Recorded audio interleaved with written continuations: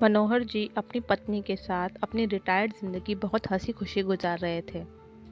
उनके तीनों बेटे अलग अलग शहरों में अपने अपने परिवारों के साथ उनसे अलग रहते थे। लेकिन मनोहर जी ने नियम बना रखा था। दीपावली पर तीनों बेटे सपरिवार उनके पास आते थे।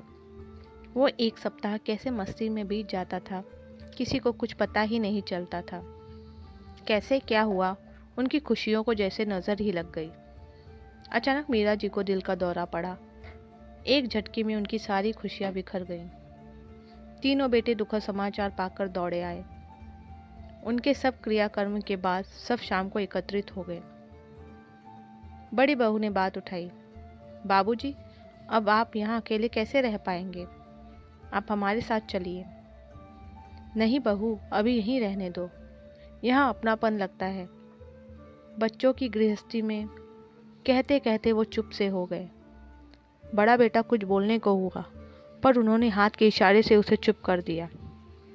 बच्चों, अब तुम लोगों की माँ हम सबको छोड़कर हमेशा के लिए जा चुकी है।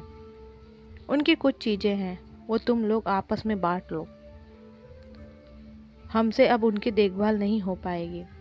ये कहते हुए मनोहर जी अलमारी से कुछ निकाल कर लाए। मखमल के थैले में बहुत सुंदर चांदी का सिंगारदान था। एक बहुत सुंदर सोने के पट्टे वाली पुरानी हाथ की घड़ी थी। सब के सब एक साथ इतनी खूबसूरत चीजों पर लपक से पड़े।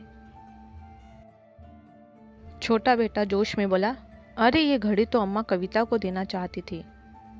मनोहर जी धीरे से बोले, और सब तो मैं तुम लोगों को बराबर से दे ही चुका हूँ। इन दो चीज़ों से उन्हें बहुत लगाव था। बेहद चाव से कभी कभी निकाल कर देखती थी। लेकिन अब कैसे उनकी दो चीज़ों को तुम तीनों में बांटो? सब एक दूसरे का मुंह देखने लगे। तभी मंझला बेटा बड़े संकोच से बोला, ये सिंगारदान तो वो अक्सर राधा को देने की बात करती थी, पर समस्या तो बनी ही थी। अब मनोहर जी अपने मन में सोच रहे थे, बड़ी बहू को क्या दूं? उनके मन के भाव को शायद बड़ी बहू ने पढ़ लिए।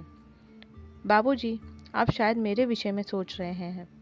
आप सिंगारदान राधा को और हाथ वाली घड़ी कविता को दे दीजिए। अम्मा भी तो यही चाहती थी। पर शोभा, तुझे क्या दूं? समझ में नहीं आ रहा। मनोहर जी बोल पड़े, आपके पास एक और अनमोल चीज है, और वो अम्मा जी हमेशा से मुझे ही देना चाहती थी।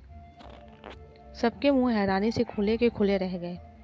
दोनों बहुएं तो बहुत हैरान परेशान हो गई। अब कौन सा बेशकीमती पिटारा खुलेगा?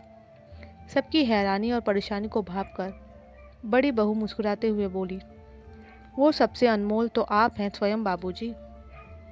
पिछली बार अम्मा जी ने मुझसे कह दिया था, मेरे बाद बाबूजी की देखरेख तेरे जिम्मे।